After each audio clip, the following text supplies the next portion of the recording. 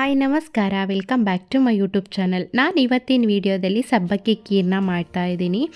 ಯಾವುದಾದ್ರೂ ಹಬ್ಬ ಇದ್ದರೆ ಅಥವಾ ನಮಗೇನಾದರೂ ಸ್ವೀಟ್ನ ತಿನ್ನಬೇಕು ಅಂತ ಅನಿಸಿದ್ರೆ ಈ ಥರ ಕ್ರೀಮಿಯಾಗಿ ಸಬ್ಬಕ್ಕಿ ಖೀರ್ನ ಮಾಡ್ಕೊಳ್ಳಿ. ತುಂಬ ಅಂದರೆ ತುಂಬ ಟೇಸ್ಟಾಗಿರುತ್ತೆ. ನೀವು ಒಂದ್ಸರಿ ಮಾಡಿ ತಿಂದರೆ ಪದೇ ಪದೇ ಮಾಡಿ ತಿಂತೀರಾ, ಅಷ್ಟು ಟೇಸ್ಟಾಗಿ ಆಗಿತ್ತು. ಬನ್ನಿ ಹಾಗಿದ್ರೆ ಈ ವಿಡಿಯೋನ ಒಂದ್ಸರಿ ಚೆಕ್ ಮಾಡ್ಕೊಂಬರೋಣ. ನಲ್ಲಿಗೆ ಸ್ಟವ್ನ ಹಚ್ಕೊಂಡು ಒಂದು ಪಾತ್ರೆನ ಇಟ್ಕೊಂಡಿದ್ದೀನಿ. ಪಾತ್ರೆ ಬಿಸಿಯಾದ ತಕ್ಷಣ ಅದಕ್ಕೆ 1 ಸ್ಪೂನು ತುಪ್ಪನ ಹಾಕ್ಕೊಳ್ತಾ ಇದ್ದೀನಿ. ಡ್ರೈ ಫ್ರೂಟ್ಸ್ನ ಫ್ರೈ ಮಾಡ್ಕೊಳ್ಳೋದಕ್ಕೆ ನಾನಿಲ್ಲಿ ಎಲ್ಲನೂ ಸಪ್ರೇಟಾಗಿ ಫ್ರೈ ಮಾಡ್ಕೊತಾ ಇದ್ದೀನಿ. ನಿಮಗೆ ಬೇಕಂತ ಹೇಳಿದ್ರೆ ಎಲ್ಲನ ಒಂದೇ ಸರಿ ಹಾಕಿ ಫ್ರೈ ಮಾಡ್ಕೊಳ್ಬೋದು.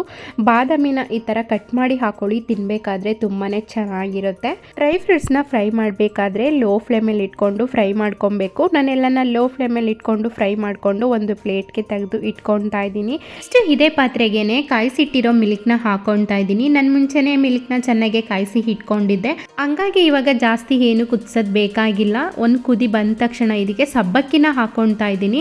ಸಬ್ಬಕ್ಕಿನ ನಾನು ಮುಂಚೆನೆ ಚೆನ್ನಾಗಿ ವಾಶ್ ಮಾಡಿ ಒಂದು 5 ಅವರು ನೆನೆಸ್ಕೊಂಡಿದ್ದೀನಿ, ಹಂಗಾಗಿ ಬೇಗನೆ ಆಗುತ್ತೆ. ಸಬ್ಬಕ್ಕಿನ ಈ ಥರ ನೆನೆಸಿ ಇಟ್ಕೊಳ್ಳೋದ್ರಿಂದ ಖೀರಾಗಲಿ ಪಾಯಸ ಆಗಲಿ ತುಂಬಾ ಬೇಗ ಆಗುತ್ತೆ. ಒಂದು 10 ನಿಮಿಷದಲ್ಲ ನಾವು ಇದನ್ನು ರೆಡಿ ಮಾಡ್ಕೊಳ್ಬೋದು. ನಾನು ಮುಂಚೆ ಪಾಯಸನ ಮಾಡಬೇಕಾದ್ರೆ ಸಬ್ಬಕ್ಕಿನ ತುಂಬ ಸರಿ ಯೂಸ್ ಮಾಡಿದ್ದೀನಿ, ಆದರೆ ನೆನೆಸಿಟ್ಟು ಹಾಕ್ಕೊಳ್ತಾ ಇರಲಿಲ್ಲ. ಹಂಗೇ ವಾಶ್ ಮಾಡಿ ವಾಟರಲ್ಲಿ ಬೇಯಿಸಿ ಹಾಕ್ಕೊಳ್ತಾ ಇದ್ದೆ, ಅದು ತುಂಬಾ ಟೈಮ್ ತೊಗೊಳ್ತಾ ಇತ್ತು.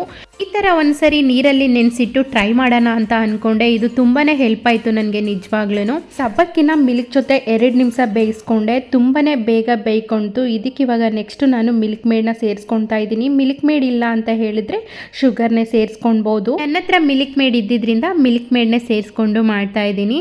ಮಿಲ್ಕ್ ಮೇಡ್ನ ಸೇರಿಸಿ ಆದಮೇಲೆ ಜಾಸ್ತಿ ಕುದಿಸೋಕ್ಕೆ ಹೋಗಬಾರ್ದು. ಫ್ಲೇಮ್ನ ಲೋ ಫ್ಲೇಮಲ್ಲಿ ಇಟ್ಕೊಂಡು ಯಾಲಕ್ಕಿ ಪೌಡ್ರನ್ನ ಹಾಕ್ಕೊತಾ ಇದ್ದೀನಿ. ಯಾಲಕ್ಕಿ ಪೌಡ್ರನ್ನ ಹಾಕ್ಕೊಂಡು ಒಂದ್ಸರಿ ಚೆನ್ನಾಗಿ ಮಿಕ್ಸ್ ಮಾಡಿಕೊಂಡು ಸ್ಟವ್ನ ಆಫ್ ಮಾಡ್ಕೊತಾ ಇದ್ದೀನಿ. ಸ್ಟವ್ನ ಆಫ್ ಮಾಡ್ಕೊಂಡು ಆದಮೇಲೆ ನಾವು ಡ್ರೈ ಫ್ರೂಟ್ಸ್ನ ಫ್ರೈ ಮಾಡಿ ಇಟ್ಕೊಂಡಿದ್ದೋ ಅಲ್ವಾ, ಅದನ್ನು ಸೇರಿಸ್ಕೊಂಡು ಒಂದ್ಸರಿ ಮಿಕ್ಸ್ ಮಾಡಿಕೊಂಡ್ರೆ ಸಬ್ಬಕ್ಕಿ ಖೀರು ರೆಡಿ ಆಗುತ್ತೆ. ಒಂದು 10 ನಿಮಿಷದಲ್ಲೆಲ್ಲ ಇದನ್ನು ಮಾಡ್ಕೊಳ್ಬೋದು, ತುಂಬಾ ಬೇಗ ಆಗುತ್ತೆ.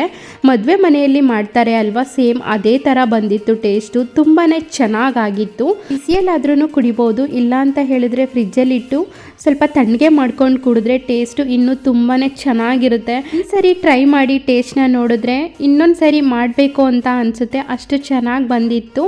ನಾನು ಫಸ್ಟ್ ಡೇಗಿಂತ ನೆಕ್ಸ್ಟ್ ಡೇಗೆ ಕುಡಿದಾಗ ಟೇಸ್ಟು ಇನ್ನೂ 2ರಷ್ಟು ಜಾಸ್ತಿ ಆಗಿತ್ತು. ನನಗಂತೂ ತುಂಬಾ ಇಷ್ಟ ಆಯಿತು.